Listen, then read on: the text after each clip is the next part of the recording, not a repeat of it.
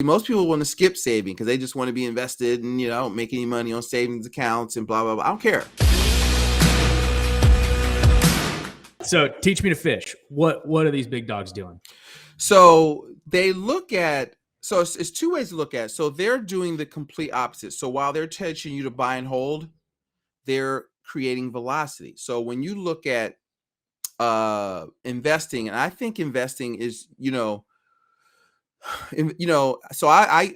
say, I want to learn to invest. No, I don't give investment advice. I help people play defense. Okay.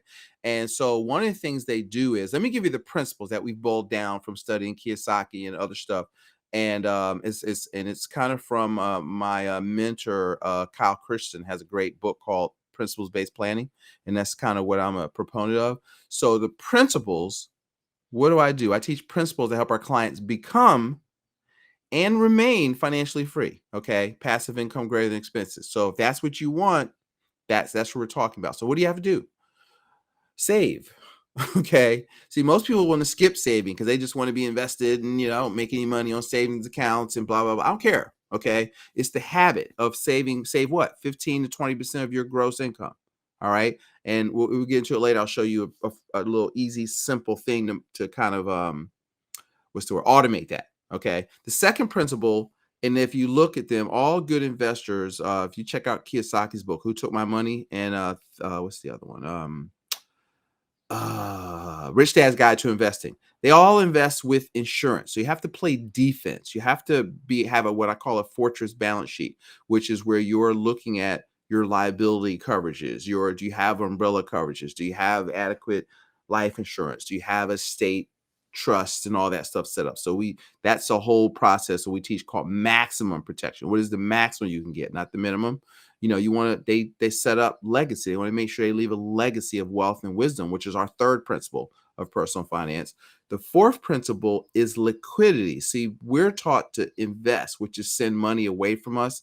I teach people to capitalize, like accumulate financial value.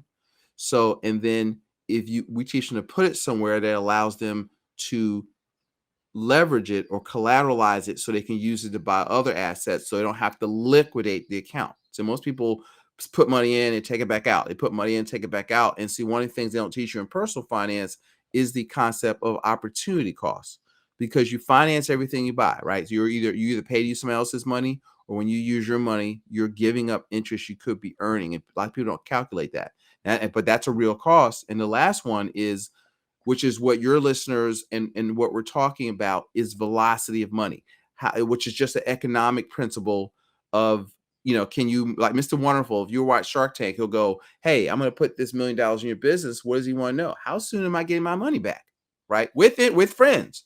And then what is he doing with that? Is he puts it into another deal, and then he gets it back. And he puts it into another deal. Now those deals are still, he's in them and they're throwing off cash, but he's got his capital out. So he has no risk. He's got his money back.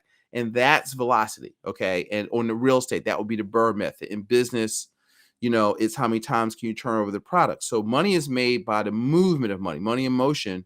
And then then they want cash flow. Then they want to leverage. And then they want, they protect it, or they store their cash in like insurance-based products. And so that's the fifth principle. So that's what they do. Okay. And but guess what? All of those strategies, they work in personal finance. So we just kind of boiled it down into a process. And but principle 5 is you. Like, that's you figuring out, okay, here are the 4 asset classes: business, real estate, paper assets, and commodities. What do you like?